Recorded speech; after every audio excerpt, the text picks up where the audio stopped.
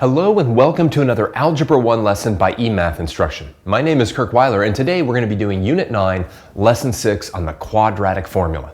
All right, so without any further ado, I want to get right into this because this is a topic that, like, even as an adult, you'll probably remember. Now, before we get into the quadratic formula, okay, let's talk a little bit about completing the square. Our last topic of this unit is one of the most famous formulas in all of math. It allows you to solve any quadratic equation. And remember, a quadratic equation is simply an equation where the highest power of any variable is the second, right? Squaring, okay? And we did tons of work in the last unit. In fact, that was pretty much the whole last unit was solving quadratic equations. And we had all these different techniques. Now, this formula, which is known as the quadratic formula, is a direct extension of solving quadratics by using the method of completing the square. So before we even introduce what the quadratic formula is, let's review how to solve a quadratic by completing the square. Let's take a look at exercise number 1. Consider the equation x squared plus 8x plus 3 equals 0. Letter A, solve this equation by completing the square. All right, well, you did this on the previous lesson's homework, so I'd like you to pause the video now and solve this equation by completing the square, and then we'll go through it. All right, let's do it. So first things first, I'll just rewrite the equation down. X squared plus 8x plus 3 equals 0. When I complete the square, the first thing I want to do is move any constant over to the right-hand side. That's going to be x squared plus 8x equals negative 3. I'm then going to take half of that linear coefficient. Of course, that's equal to 4. I'm going to square it, which is equal to 16. And I'm going to add that to both sides of the equation. So I'm going to have x squared plus 8x plus 16 is equal to negative 3 plus 16. This then will factor into x plus 4 quantity squared. And of course, negative 3 plus 16 is 13. As soon as I have that, let me just kind of erase this so that we have a little bit more room. I'm able to solve this equation using inverses. I'll take the square root of both sides. Remember, when we do that, that's going to introduce a positive and a negative. Now, the square root of 13, I really can't do anything with. 13 is not a perfect square, and on top of that, there's no perfect squares that divide into it. So I'm going to subtract 4 from both sides, and I'm going to be left with either negative 4 plus or minus the square root of 13. That's the way it's mostly written. Or you can write it as plus or minus the square root of 13 minus 4. Again, this is the more standard way of writing it, but either one of these ways is completely okay. Doesn't matter. All right. Now, real quick, before we move on to the quadratic formula, letter B, are your solutions rational or irrational? Let me just write the solutions back up here so that at least we can see them. Negative 4 plus or minus the square root of 13, right? Two solutions, negative 4 plus the square root of 13, negative 4 minus the square root of 13. So are those solutions rational or irrational? Pause the video now, write down one of those two words, and then give me an explanation for which one.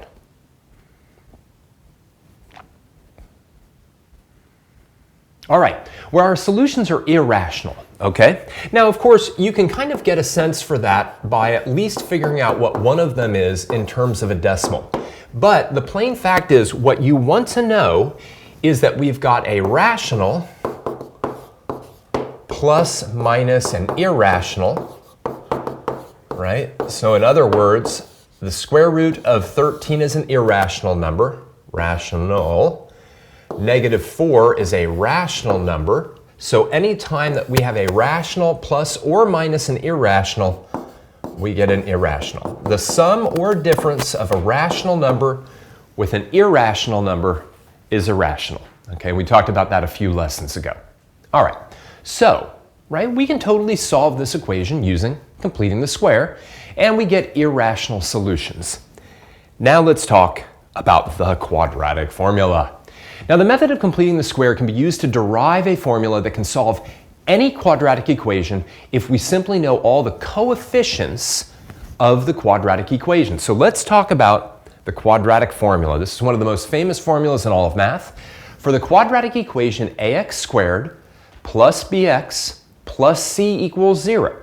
So it has to be in this specific form. A times x squared plus b times x plus c equals 0.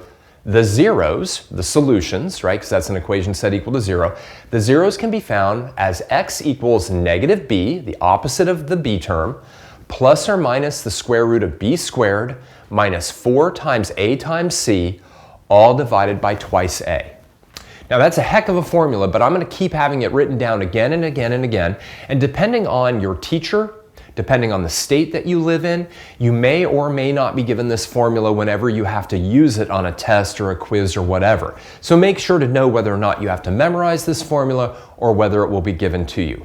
But now, let's solve exactly the same equation that we did in the last problem, but using the quadratic formula. Now, the first thing, of course, you have to do in order to use the quadratic formula is you have to know the values of a, b, and c. So let's take a look at exercise number 2. For the previous quadratic, x squared plus 8x plus 3 equals 0, identify the following. A, the values of a, b, and c in the formula, and b, substitute these values into the quadratic formula and simplify your expression. Compare your result to exercise number 1. All right, that's a lot, but I kind of want to do it all together. Now, 2 of the 3 are pretty easy to see, right? B is the number that multiplies x, and that's 8, and c is the constant added on. So those 2 are relatively easy, right? So b is equal to 8, c is equal to 3. But what is a, right? A is supposed to be the number that's multiplying x squared, all right? And in this case, and many cases, not every case, a is equal to 1, right? Because we could rewrite this equation as 1x squared plus 8x plus 3 equals 0. It's always okay when the coefficient is not written to write a 1 there. So a is 1, b is 8, c is 3. Oftentimes a is 1. In fact, if you don't see any coefficient multiplying x squared, then a is definitely 1. But of course, if there's a number that's different there, then a is no longer 1. Okay, so let's see what happens when we literally plug these numbers into this formula. And I want to be very, very careful. I'm going to do it right over here, all right, just so I have enough room. X equals negative b, so negative 8, plus or minus the square root.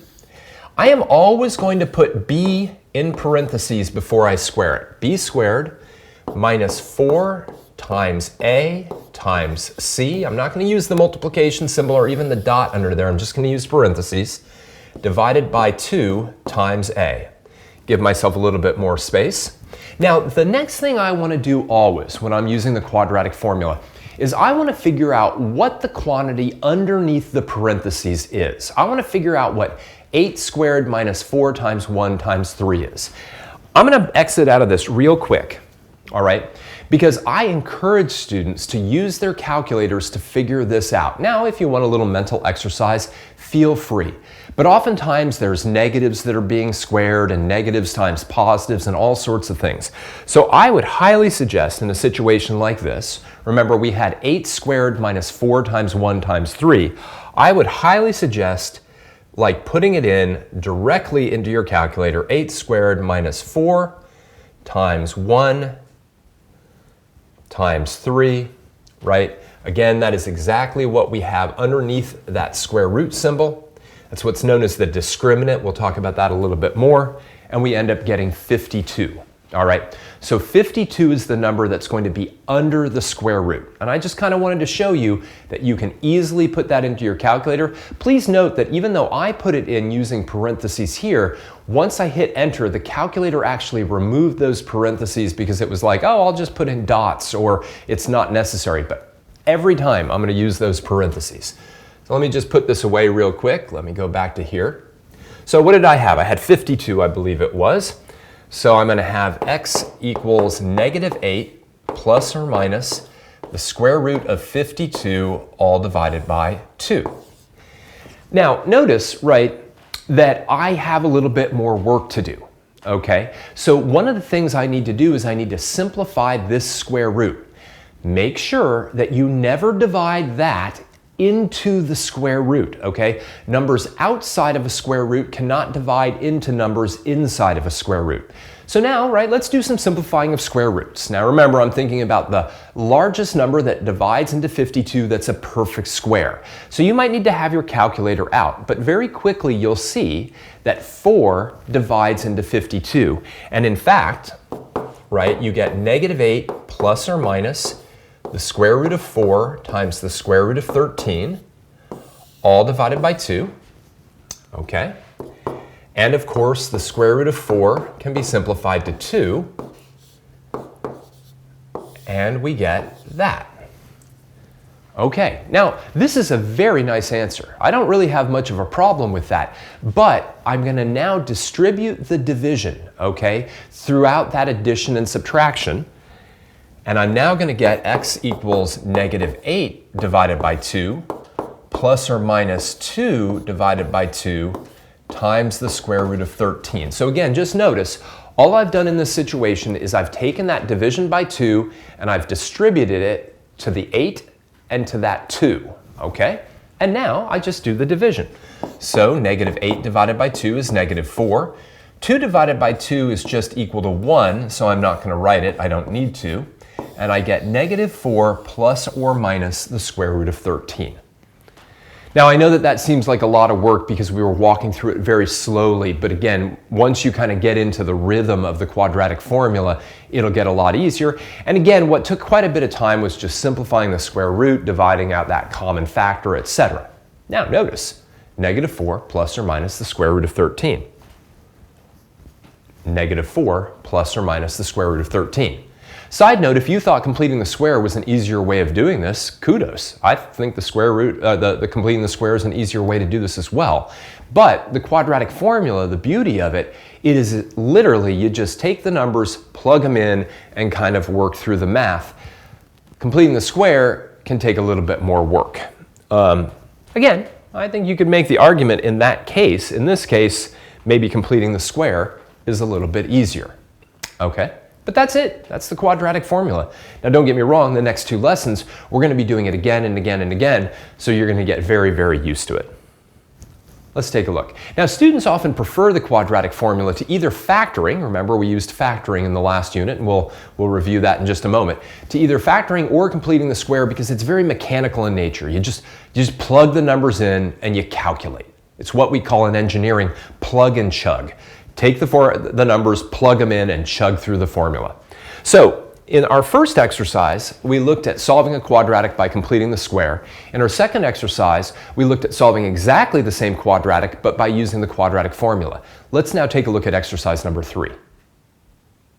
Consider the quadratic equation x squared minus 3x minus 10 equals 0. Letter A, find the solutions to this equation by factoring. All right, so let's review how to solve a quadratic equation by factoring. All right, let me just write that equation down again. X squared minus 3x minus 10 equals 0. So remember, this is how we're going to solve using the zero product law. I want to take this trinomial and I want to factor it. And it's a pretty easy trinomial to factor because its leading coefficient is equal to 1. I'm going to be looking for 2 numbers whose product is -10 and whose sum is -3. That's pretty easy because they're -5 and +2. And that means that this trinomial is going to factor as x plus 2 times x minus 5. Remember now I can take each one of those 2 factors and set them equal to 0. And then it's pretty easy to solve at that point, giving me x equals -2 and x equals +5. Okay. Now, don't get me wrong. I will solve this equation every time by using factoring. But what we want to see is that the quadratic formula should give us exactly the same answers. Now, just like in exercise number 2, the a value here is equal to 1. The b is equal to -3, and the c is equal to -10. So I'm going to write all of those down, and there's going to be a lot of negatives, which is where that calculator is going to help us out. So let's do it, right? We've got a equals 1, b equals -3, and c equals -10. So let's now solve this using the quadratic formula by plugging and chugging. Here we go. All right, x equals negative b. Now in this case, b is already a negative 3, so a negative negative 3 is a positive 3. I should really interpret that negative b as being basically the opposite of b.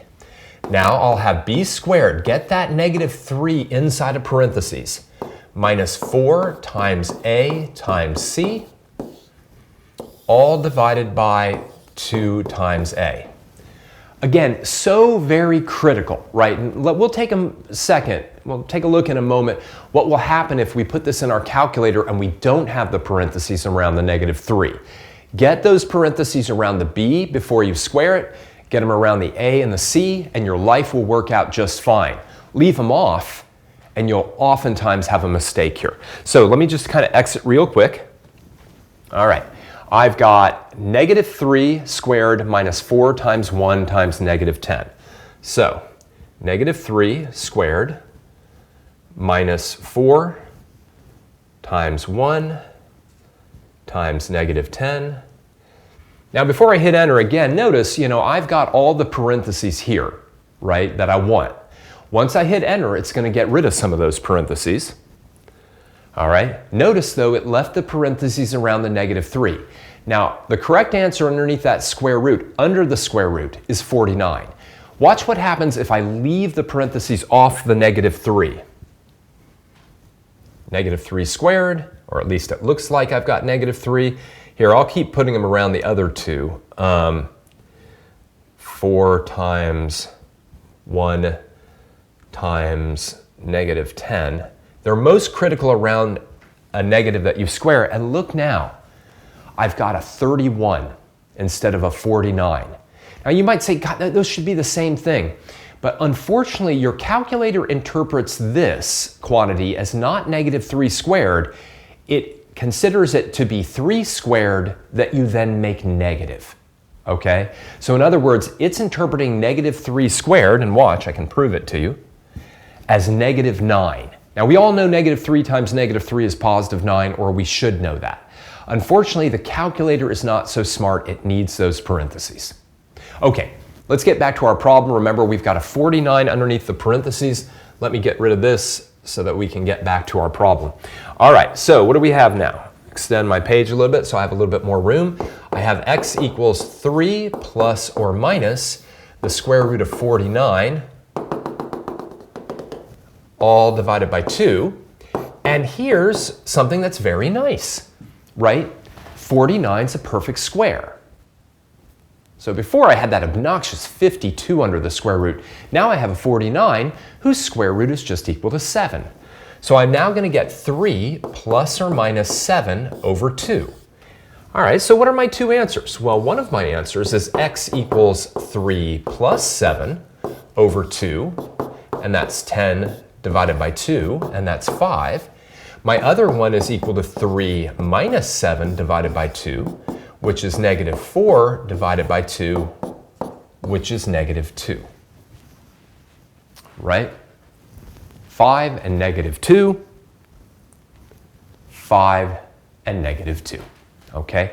The quadratic formula will solve any quadratic equation as long as it is in the form a times x squared plus b times x plus c equals 0. It must be equal to 0. If it's not equal to 0, then it will give you a completely wrong answer.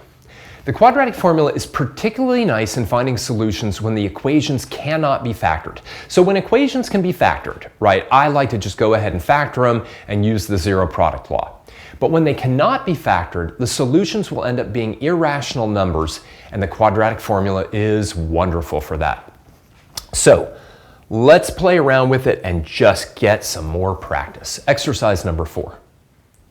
For each of the following quadratic equations, find the solutions using the quadratic formula and express your answers in simplest radical form.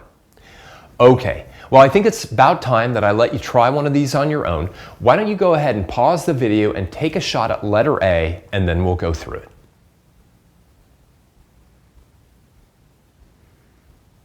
All right, well, letter A is another one where the A is equal to 1, B is equal to 6, and C is equal to negative 9. All right, so here we go.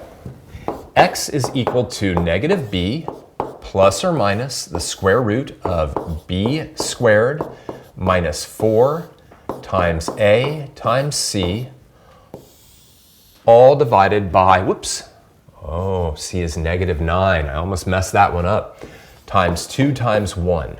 Okay.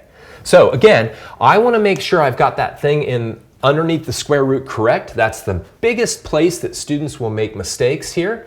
So I'm looking at 6 squared minus 4 times 1 times negative 9. So 6 squared minus 4 times 1 times negative 9. That's going to give me under the parentheses a 72. All right, 72 under the parentheses. So back to this, full screen. All right, that's going to give me x equals negative 6 plus or minus the square root of 72, all divided by 2. Okay, and now I have to play the simplification game. You know, it's a little unfortunate because I love this as a final answer. I wish you could just leave it this way, but almost always they're going to ask you to simplify or put your answer in simplest form. So the first thing I always want to do when I simplify a quadratic formula answer is simplify the square root, all right? So I look at my 72, I have my list of perfect squares. Remember, those are 4, 9, 16, 25, 36, 49, etc. Okay, and what I'll find is that the biggest one that divides into 72 is 36. Okay, so I'll get x equals negative 6 plus or minus the square root of 36 times the square root of 2. All right, all divided by 2. All right, the square root of 36 is 6. So I'll get this. Okay, I've now simplified my square root. And the last thing I should do when simplifying a quadratic formula problem is distribute the division to the two numbers that are outside of the square root. So finally, these require quite a bit of space. I'm going to get x equals negative 6 divided by 2 plus or minus 6 divided by 2 times the square root of 2. All right, negative 6 divided by 2 is negative 3. 6 divided by 2 is positive 3. And I get this pretty answer, x equals negative 3 plus or minus 3 times the square root of 2. All right, that's it. X equals negative 3 plus or minus 3 times root 2. Now, make sure, if you worked through this problem before I worked through it, make sure you understand where you messed up, if anywhere, right? Did you get the right number under the square root after evaluating this discriminant? If so, awesome. Did you have this answer as an intermediate answer? If so, you're doing the quadratic formula beautifully, okay?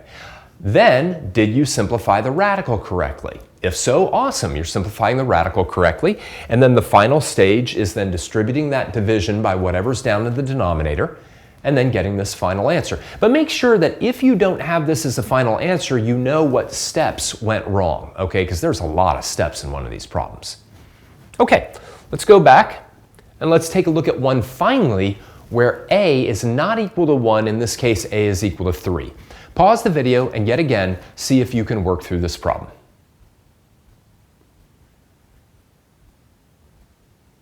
All right, let's go through it. So this time a is equal to 3, but that's about the only real mechanical difference in this particular one. All right, I'm going to get x equals negative b, which will be negative 4, plus or minus the square root of 4 squared minus 4 times 3 times negative 1. Real key that you have that negative 1 there. It's not positive 1. All divided by 2 times 3. Also be aware of that. A is so often 1 that sometimes students will just automatically put a 2 down in the denominator, not a 2 times a. Okay, I have to figure out yet again what is underneath that parenthesis, so I'm going to exit out here. I've got 4 squared minus 4 times 3 times negative 1. So 4 squared minus 4 times 3 times negative 1. Just make sure that's all correct. Enter, and I get 28. All right, so 28 is my discriminant value, the value underneath the square root. Negative 4 plus or minus the square root of 28, all divided by 6. Okay, so again, pausing just for a moment. If you got this far, you are doing the quadratic formula perfectly, okay? And it's not about the quadratic formula if you don't get the right answer. It's about simplifying the radical or simplifying the fraction or something like that. But now let's talk about simplifying the radical. The biggest perfect square that goes into 28 is equal to 4, right? 4 times 7 is equal to 28. So I can now write this as x equals -4 plus or minus the square root of 4 times the square root of 7, all divided by 6. I now simplify that square root of 4, make it into 2. Keep going. Now I'll distribute the division. I'll get -4/6 plus or minus 2/6 times root 7. Just simplify those two fractions. -4/6 reduces down to -2/3. 2/6 simplifies down to 1/3. And I get x equals -2/3 plus or minus 1/3 times the square root of 7. Whew, man, that is one ugly answer. But that's it. And again, I encourage you, right, to really look at this problem as sort of a problem that you do in stages. The first stage is substituting all the values in. Did you do that correctly? Second stage is, did you evaluate the number underneath the square root correctly? Did you get a 28 there? If you didn't, really go back and look and pay attention to see if you got that -1 there instead of a +1. And finally, did you simplify the square root correctly? Did you reduce the fractions correctly? All right, let's keep going. Got one more problem. Let's take a look. Now, in applied problems, which, let's talk about, it often makes sense to express the solutions to a quadratic equation as decimals rounded to whatever they tell you to round to a particular level of precision. So let's look at an applied problem. Exercise number 5. A projectile is fired vertically from the top of a 60-foot tall building. Its height in feet above the ground after t seconds is given by the formula h equals -16t squared plus 20t plus 60. Letter A. Sketch a graph that shows the projectile's height over time for t greater than or equal to 0. Use your graph to determine the time when the projectile hits the ground. Round to the nearest tenth. Okay, awesome. I'd like you to actually play around with this a little bit on your own. Put this into your calculator as a function. Now you're going to use x's instead of t's, okay?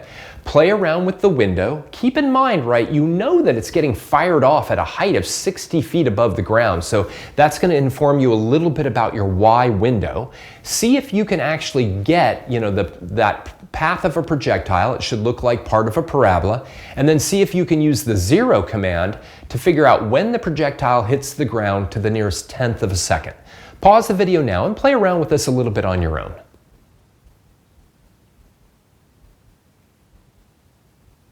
All right, let's take a look. Got to exit here. Let's open up our calculator and let's go over to our graph. All right, I'm going to throw in a function. And I've got -16. Again, I don't need to use t's. I'm going to just use x's. Plus 20x plus 60. I believe that's right, but I should make sure. -16t squared plus 20t plus 60. Great. I hit enter, and I see something that is completely worthless, right? This isn't helpful at all. Although, I will say, that's not bad, right? But I want to see this a little bit better, right? I want to cut down my x window, and I want to make my y window much, much bigger. So let me go into my menu and play around with my window settings. I'm going to make x min 0. I'm going to make x max maybe 5, make that much smaller. Maybe make my y min, come on. One more, there we go. Maybe make my y min -5 just so I can kind of see it. And I don't know, I know I fired it off at a height of 60, so maybe make this 100. Oh, that's a lot better, right? Now I can really see the path of that projectile. It's going up for a little while, then it's coming back down. It's hitting the ground right around there. We'll use our 0 command to really figure that out. Let me do one more thing. I want to play around with my window just a bit more. Always kind of dangerous, but I feel like I want to see a little bit more below the ground. And I don't think I need that to be quite so big. Let me put 3 there. Ah, that I really like. Okay, really good. I can get a real good sense that it's hitting the ground at slightly less than 3 seconds, but now let's actually use our 0 command to figure it out. I go into menu, analyze graph, I want to use the 0, right? The 0 is what finds out where the function's equal to 0. So I will get that close, hit enter, go by it, hit enter. Don't worry at all about that weirdness going on right here. That's a number that's very close to 0 written in scientific notation. The thing that's more important is right here, that 2.66, right? Rounded to the nearest tenth, which is what we wanted. That was 2.7. So let's get a little sketch here. I'm going to go handheld only so I can keep seeing it once I put this in full screen view. All right, I'm going to just do a little sketch of this, and I'll indicate my window in a second. So that was out there at 3 seconds. I think that this was up here at 100. That's y equals negative 16x squared plus 20x plus 60. And to the nearest tenth, that's 2.7. So we're going to say t equals 2.7 when it hits the ground, 2.7 seconds. All right, let me go back here and we'll minimize that. All right, great, and hey, awesome, right? One of the ways that we've solved quadratic equations is by using our technology, by doing it graphically. But now let's see how we can find the same answer using the quadratic formula. Now this is a little bit of a beast, right? A is equal to negative 16, B is equal to 20, and C is equal to 60. Now I know again there's T's here and there's an X here, but that's pretty irrelevant, right? Now of course, the reason why I can use those values is that to figure out when the projectile hits the ground, that means its height above the ground is equal to 0, right? In this case, we've got that condition being met. So let's do this together, right? Let's have x equals negative b, which is negative 20, plus or minus the square root of 20 squared minus 4 times a, negative 16 times c, 60, all divided by 2 times negative 16. This is a bit of a beast, right? Now, just like all quadratic formula problems, the first thing that I really want to do is I want to figure out what number is underneath that square root, and that I'm definitely going to need my calculator on.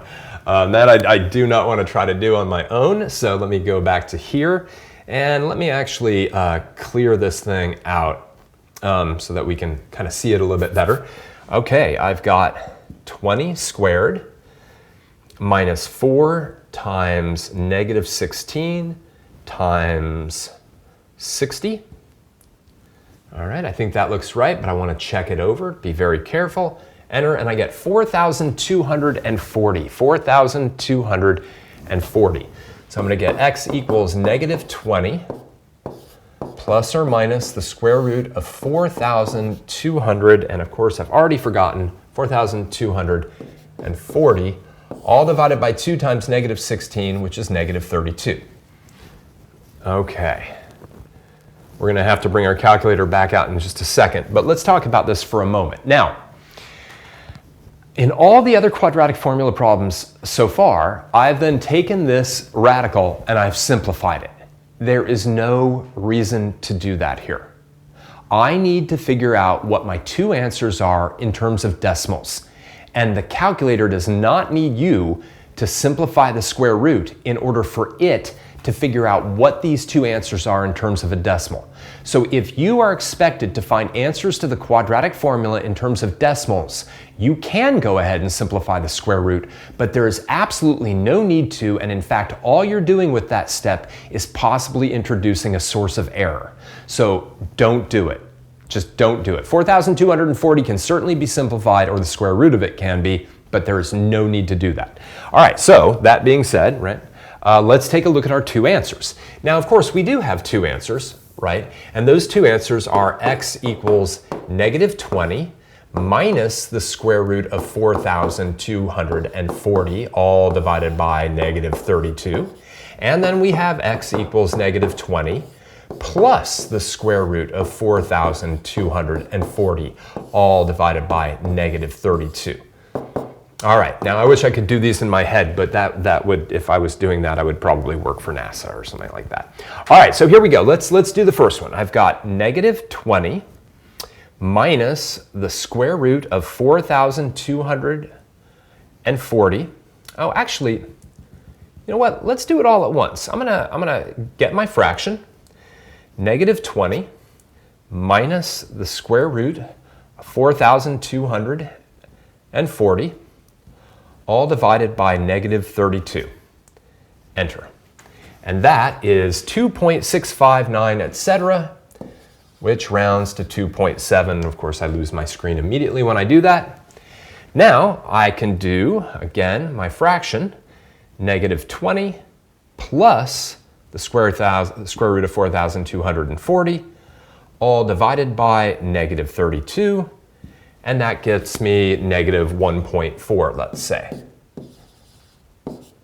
All right, so there it is, right? There's that 2.7 that we found graphically up here, but then we also have that negative 1.4. How do we interpret that? Well, keep in mind, right, that the parabola really extends right like this, okay? And that negative 1.4, that's right over here, okay? But we're not gonna go backwards in time to find out when the ball hit the ground. In fact, if anything, it's almost like the ball, if it was taking off from the ground, would have taken off from the ground at negative 1.4 seconds, reached a height of 60 feet here, reached some peak height here, who knows what, and then fell back down and reached the ground again at that 2.7 seconds. Anyhow, that's our final answer. Okay. What I really wanted to illustrate with this, though, is that sometimes you will use the quadratic formula and express your answers in terms of decimals, especially in applied problems. And when that comes up, you don't need to go through any of that like malarkey with simplifying the square root and then reducing fractions and all of that. You need to know how to do that because unfortunately there will be both multiple choice problems and free response problems and standardized exams and unit tests and all that kind of stuff where you are required to do that. But if you are simply trying to find out your zeros, your solutions to some decimal accuracy level, don't simplify the square root, don't simplify the fractions, just let your calculator calculate those decimals for you. All right, let's wrap this up. So this is cool. You know, if you went to your parents right now and you gave them a random topic out of algebra and you said, do you remember learning this? They might go, I don't know, man, that was like 20, 25 years ago. On the other hand, if you mention the quadratic formula, they might say to you, boy, I don't remember what it is, but I remember learning it, right? Because it is a formula that will solve any quadratic equation that's out there. Any one that's out there, as long as you can arrange that quadratic equation into ax squared plus bx plus c equals 0, right? There are teachers that have invented songs to help students remember this formula because it's so famous and it's so applicable. It's amazing how many times in real-world scenarios quadratic equations come up, and if you don't want to worry about factoring to solve them or completing the square or using a graph or anything like that, the quadratic formula will get the job done. We'll work with it more in the next lesson. For now, I just want to thank you for joining me for another Algebra 1 lesson by eMath Instruction. My name is Kirk Weiler, and until I see you again, keep thinking and keep solving problems.